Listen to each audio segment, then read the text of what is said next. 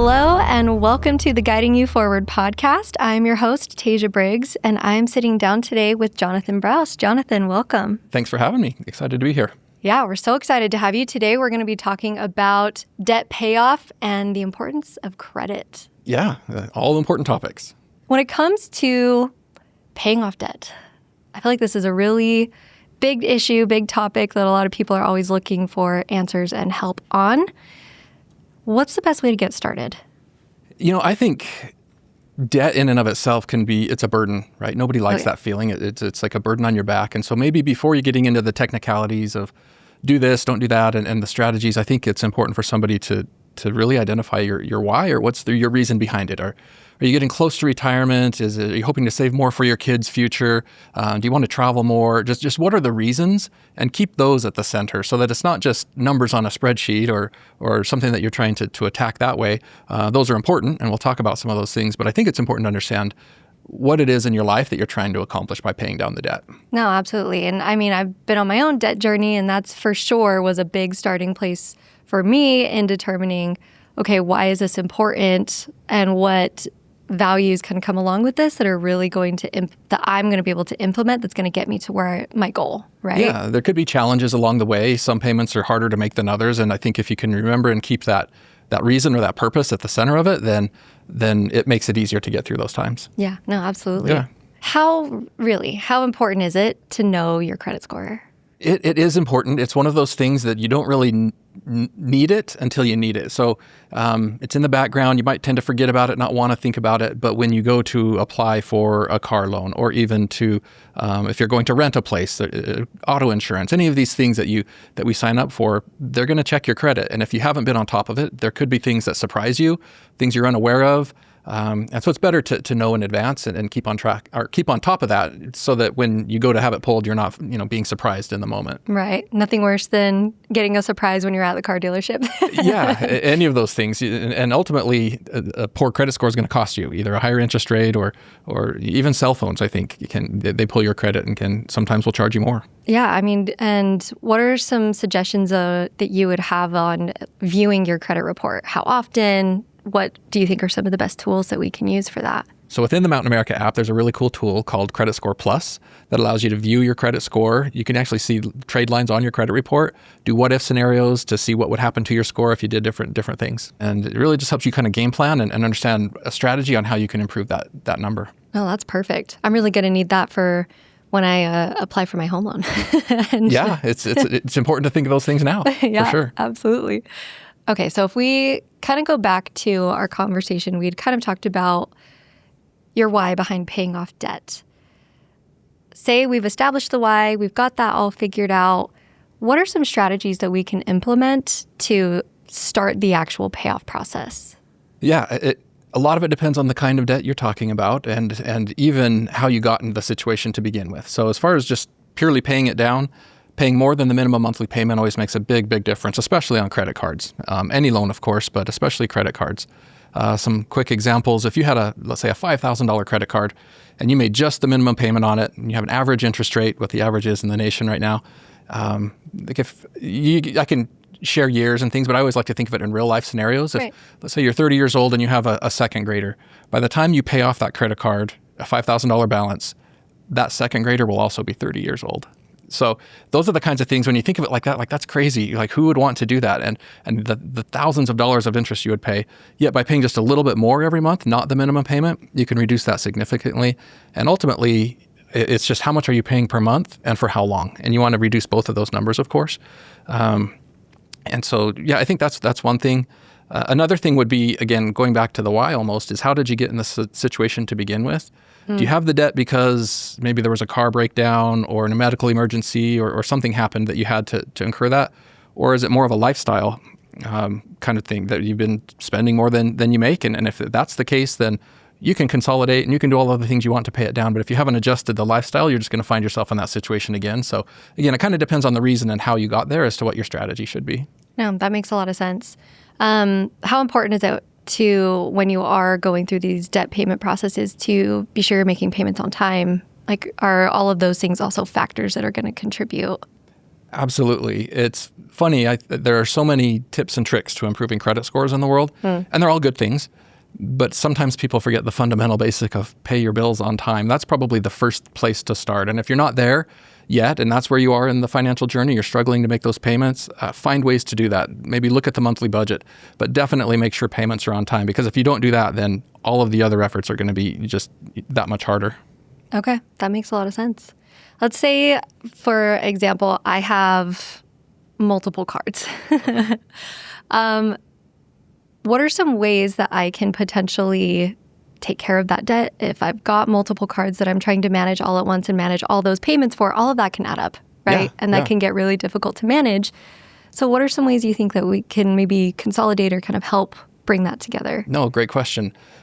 Maybe talk about 3 strategies. One of them would be, like you mentioned, a consolidation, bringing all of those into one loan. Ideally, that's going to, if you can reduce your monthly payments and reduce the amount of time that you're paying those back, not to oversimplify it, but you're going to pay back less money, and that's the goal. If you don't want to do a consolidation, or a consolidation isn't in the cards for you at this point, you can attack those cards in 2 different approaches. They're similar, but slightly different. People call them one the snowball or the avalanche. Snowball approach would be you list your cards from that with the smallest balance to the largest, and you pay off the smallest balance card first, and then take whatever you were paying on that card and apply it to the next card. That can feel good emotionally because you see things kind of getting checked off the list, like that one's done, that one's done. Yeah, that would resonate with me. Yeah, you feel good, like you're making progress. Yeah. It may or may not be the best financially.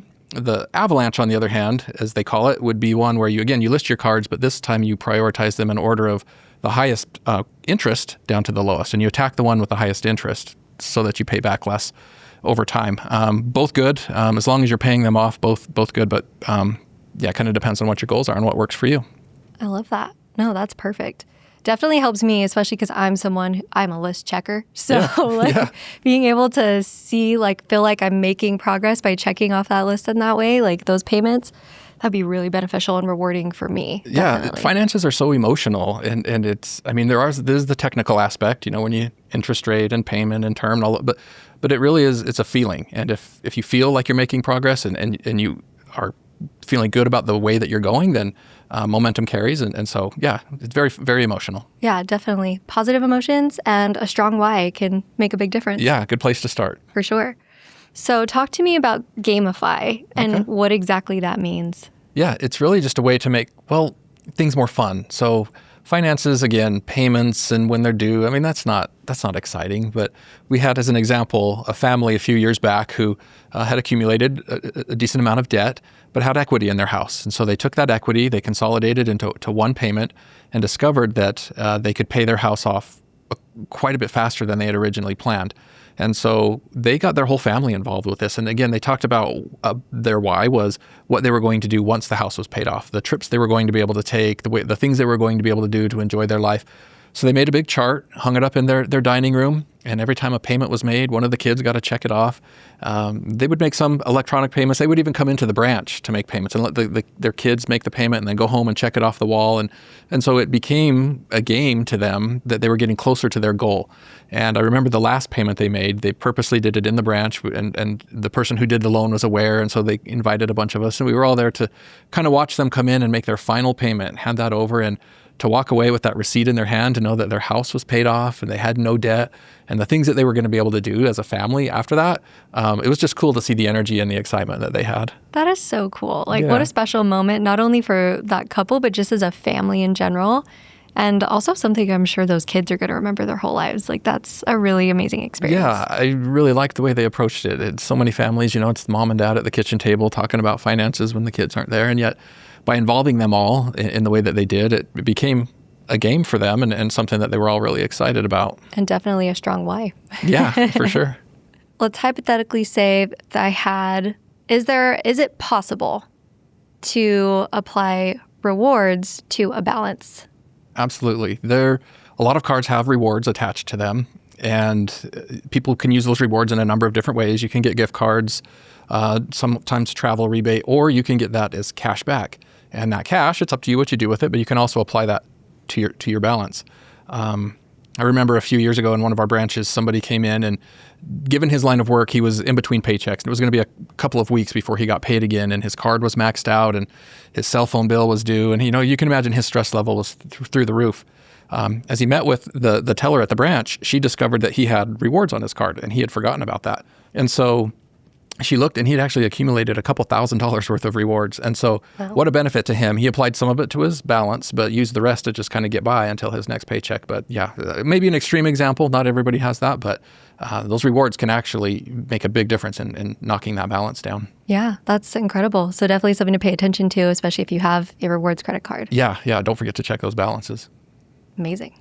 Talk to me a little bit about some debt myths and debt payoff myths.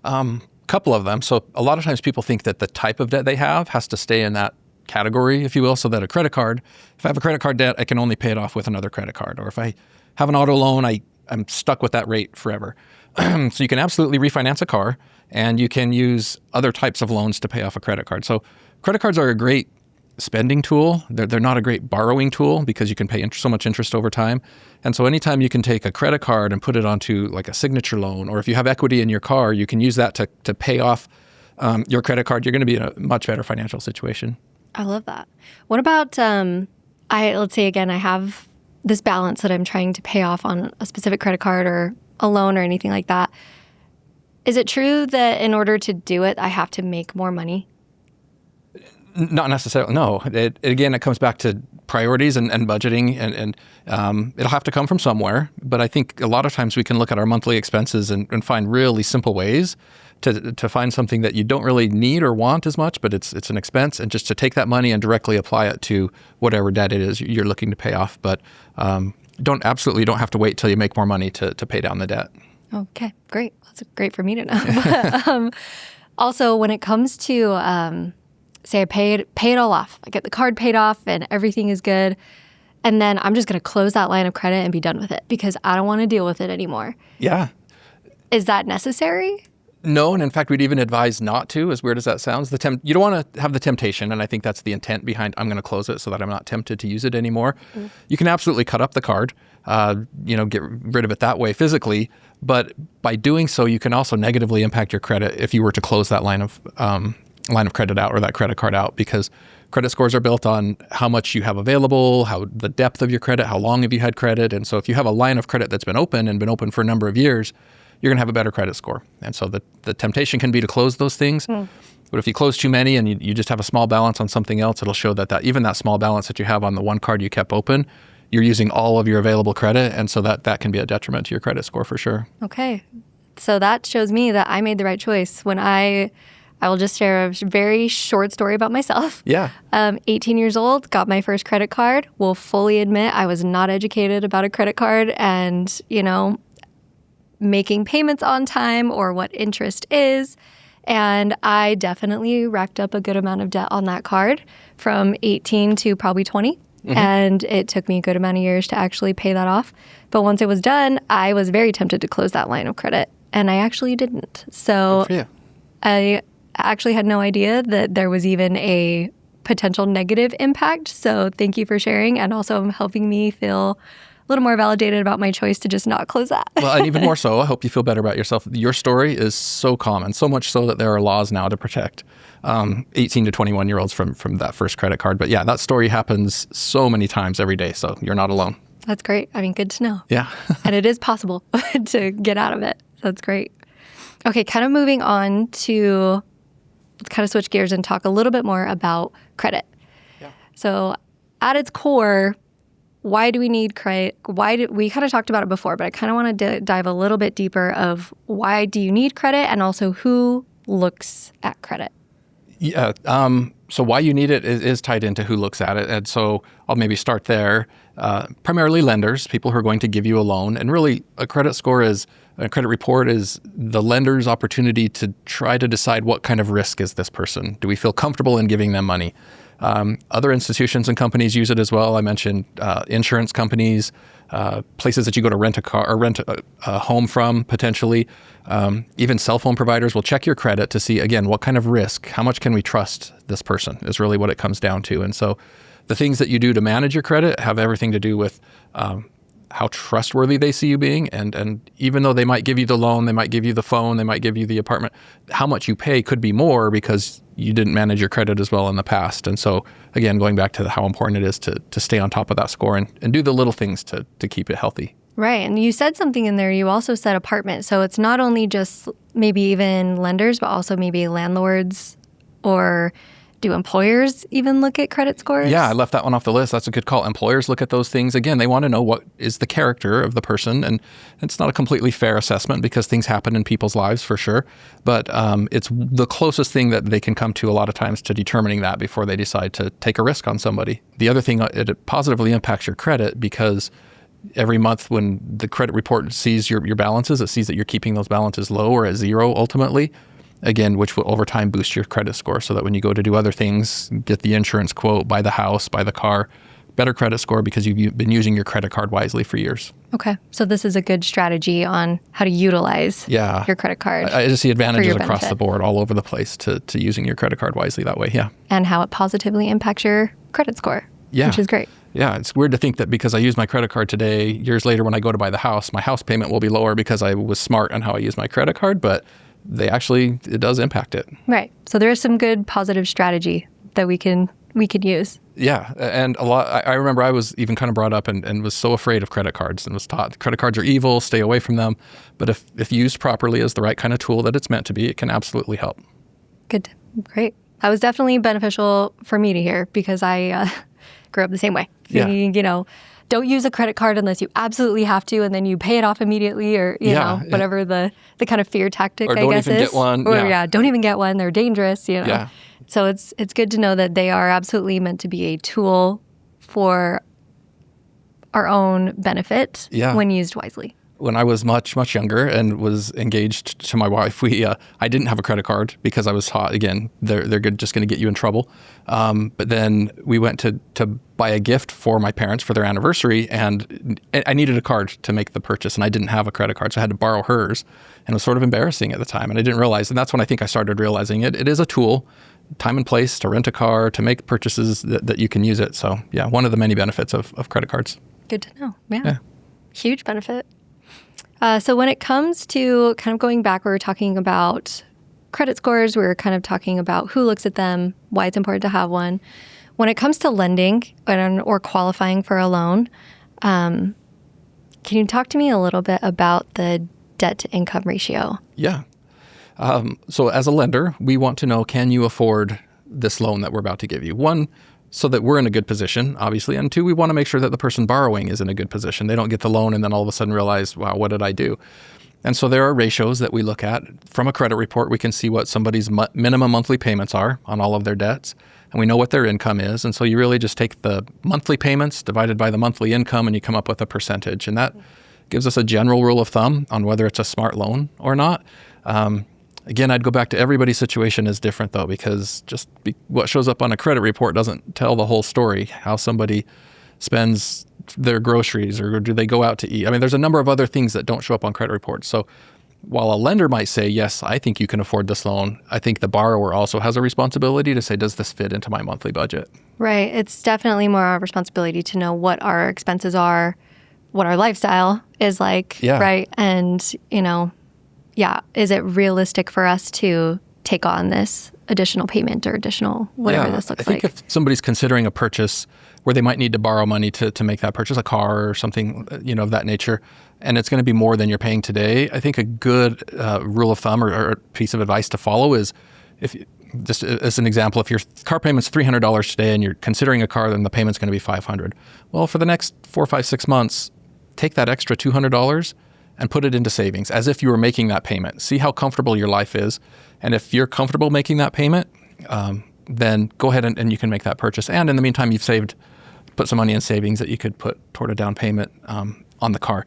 But it kind of gives you a chance to test drive the payment, so to speak, and say, hey, how comfortable can I afford all of my other expenses while with $500 going out versus $300. Really start to see the impact on your everyday life. Yeah. And if it's uncomfortable, then better to know that than to have bought the car or the thing that you're going to buy and then realize, oh man, I really can't afford this. Yeah. And then at that point, you're locked in. So yeah, regardless of what the lender says your debt to income ratio is or whatever they say there, it's important for the borrower to have an understanding of their own budget. I love it. Yeah, that's perfect. And just because you can doesn't always mean you should. So that's a great way to put it. Yeah. Good way to, some things to think about. How harmful or beneficial do you think is the buy now, pay later mindset? I know we see a lot of companies nowadays offering this service where, buy now, pay later, or you can pay it off in installments, things like that. Do you think there's danger or good or bad? Tell me what your all of the above. Is on that. Okay. It has its place, like every tool. Like we mentioned, the credit card has its place if used right. Mm-hmm. Buy now, pay later has its place. It can be nice to pay something over time if you don't have the funds right now and you need the thing. But it can also get people in trouble, like a lot of them. They get too many of these buy now, pay laters. And if going back again to the why, if the reason you're doing buy now, pay later is because you don't have the money, well, why not? What got you into that situation to begin with? We've seen people do everything from split the payments into four monthly payments for a burrito. Right. Probably not a good idea to buy now, pay later your DoorDash. Yeah. But if it's something more significant, larger purchase, tires or appliance for your kitchen, something like that, and you can make the payments, then absolutely it can be a good tool. But again, I think it comes back to the person making the decision, understanding, like, is this just getting me by short term and I'll figure it out later? That's not a great strategy. Or I absolutely know I can make this payment, 4 payments, and I'll be fine. Okay, that's good. Yeah. I mean, will fully admit one of my biggest downfalls is I am a huge online shopper, massively. Yeah. And, the shop app is my best friend, but I do see that all the time. They do have those, pay in 4 interest-free payments. And I've been tempted a couple of times by that. So that's good to know. And I can definitely see how it would negatively impact if you get too many of those payments at one time that you can't handle, or it's almost like a set it and forget it type mentality. I feel like at least for me, I will not speak for everybody, but I can say for me, I have avoided those purely because I know myself and knowing that I will set it and forget it and be like, good for you. Oh yeah, I've paid $20 and like that $20 will come out for the next 4 months and like whatever, I'll just deal with it. But yeah, I feel like very quickly I could lose track of my own budget and my own expenses if I have too many of those going on at one time. You just summed it up well said. And I think sometimes people approach and think, oh, well, if I set it on auto pay, then I'm good, right? It'll automatically come out, which it will. Yeah. But there's something else also on auto pay, or you need that money for something else. And if at the end of the day it's pulled that money and you need it for something else and you've got nothing left in your account, you're stuck, right? And so as long as you can manage it, and getting too many, it's just more things to think about. So I'm all about simplification. Just keep it simple. Yep. I'm definitely learning that in my own journey for sure. So it definitely makes it a lot easier. Yeah. Don't overcomplicate it. That's right. I know we already kind of talked about this a little bit, but I want to dive a little bit deeper into keeping your lines of credit open that you've already paid off. You did touch on how that can improve your credit score, but can we dive a little deeper into directly how keeping that line of credit open positively impacts your credit score? Yeah. I don't pretend to know the whole algorithm behind a credit score, but they've broken it down to some simple buckets or simple reasonings behind the score, how they generate it. And one of those is length of credit. How long have you had credit available to you? It just shows over time you've been able to manage it responsibly. And so that's one. Having an older line of credit is going to help you. And then 2, they calculate what's called revolving usage. So if you have multiple cards and you add up how much you could potentially borrow on all of them, they want to know how much are you actually using. And the lower that percentage, the better. A generic number they throw out is you want that number to be less than 30% of your available credit that you're using should be less than 30. 0 is ultimately the number you want to shoot for, right, but yeah. As long as you keep that number low. And so again, by closing those cards, you're showing, one, it'll still show as a paid line, but it's not showing an open, healthy line that's been open for some time. And then 2, you're shrinking that available credit percentage that's open and available to you. So might as well keep them open. Yeah, that makes sense. with a caveat. Having it open, you do expose yourself to fraudsters can always obtain card numbers and potentially, so you can't just blindly forget that it's there. You have to, that's why it's important to check your credit report often, because if it's a card you're not using and you put it away, yet a balance shows up and it's on that credit report, that's something that you're going to want to act on and dispute with the credit bureaus immediately. Okay. So, I mean, you say check your credit score often. How often would you suggest? They used to say annually, and that's why there's a whole website called annualcreditreport.com where you can get it for free. But that's, I would say, monthly in the Mountain America app. If you check it monthly there, then it keeps on, you can stay on top of any potential fraudulent charges. Okay. And if I do notice a fraudulent charge, how do I go about telling someone about that or getting that corrected? The 3 credit bureaus all have ways that you can dispute those. If you go to their websites, there's a very clear instructions on how to dispute the charge. Awesome. And it's pretty simple, pretty straightforward. Yeah. Great. That's what I need in my life. More simplification. Yeah. See? Okay. Kind of going back to, we talked a little bit about some of our strategies for debt. I want to dive a little deeper into debt consolidation. Okay. So again, let's say I've got multiple credit cards. I'm trying to stay on top of these balances, figuring out, should I pay one off? Should I let one interest build on the other? What strategy is behind this? And say I decide I want to consolidate this debt. Tell me, at least on a basic level, for someone who doesn't know, what is debt consolidation and how does it work on a base level? It's a great question. So let's say you have 3 credit cards, different places, all open and with balances, and you're fighting and trying to pay those down and just not feeling like you're making any progress. A debt consolidation loan will be one loan where you bring all of those into one. So you have one monthly payment. The loan itself pays off the credit card, so you don't have those debts anymore. And then you would just make the one payment to the new loan. Ideally, credit cards, they're not on a term. They're just a revolving line of credit. That's why it can take so many years to pay off. Ideally, you want to refinance or consolidate, that is, onto a loan that has a set term. Many times you can keep the payment the same or sometimes even less than what you're paying today. And because it's on a term, you'll pay it for less time. And so, again, going back to simplification, if you take how much I'm paying per month times how long I'm going to pay it for, that's the number we really care about. And if that's lower, then the consolidation makes sense. And it's a great tool beyond the fact that it just simplifies things, one payment versus 3. Right. And I mean, major benefit to have one payment over 3. Yeah. and it's just such an easier way to take care of your life. Going back to the emotion part of all of this, right? Like that's where I think some of this debt can feel like even much of a burden. Every time you turn around, you feel like you're making another payment. And yet if you just have the one payment, as long as it's lower and for less amount of time, then it's going to be a benefit to you. Yeah, absolutely. Yeah. So what's the difference then between debt consolidation and debt settlement? Oh, I'm glad you asked this. So sound very similar. A debt consolidation, just as I explained, is a loan where you pay off all of the balances in full, and then you make a payment to the new lender to pay that loan down. So the amounts never change. And it actually reflects really well on your credit because it shows you're making loans and paying them off. You paid off the credit cards. Again, all positive things for you. A debt settlement company, on the other hand, is a company that for a fee will call your creditors on your behalf and negotiate a lower payoff, which at first can sound like a great thing, like, wow, I can pay less than I normally would. However, that's going to reflect negatively on your credit. You can imagine if you go to buy and get anything down the road and get a loan down the road and they see that at one point you settled debt and didn't pay back the full amount, the lender is probably not going to be too excited about that the next time you go to get a loan. So Right. That's the main difference is a debt settlement company is going to, again, for a fee, they're going to charge you, but then they're going to go on your behalf and try to negotiate settlements, lower payoffs for you. Okay. So, might not always be, because like you said, every person's situation is different. Yeah. So something to consider is debt consolidation, your answer, or a debt settlement. Those are all good things to consider. Yeah. And I would say try the debt consolidation first. And again, it just shows that you're responsibly taking care of your debts and meeting the obligations that you agreed to. And it's just, the right thing to do there. And then the debt settlement there is a time and place for people. If you've so buried that it doesn't look like a consolidation loan will work or nobody will approve you for one of those, then the debt settlement is better than continuing to fall further in the hole. Yeah, perfect. Okay, I want to know if this is true, myth, and we got another truth or myth moment here. A lot of people, I think they need to keep a credit card as a credit card or an auto loan as an auto loan.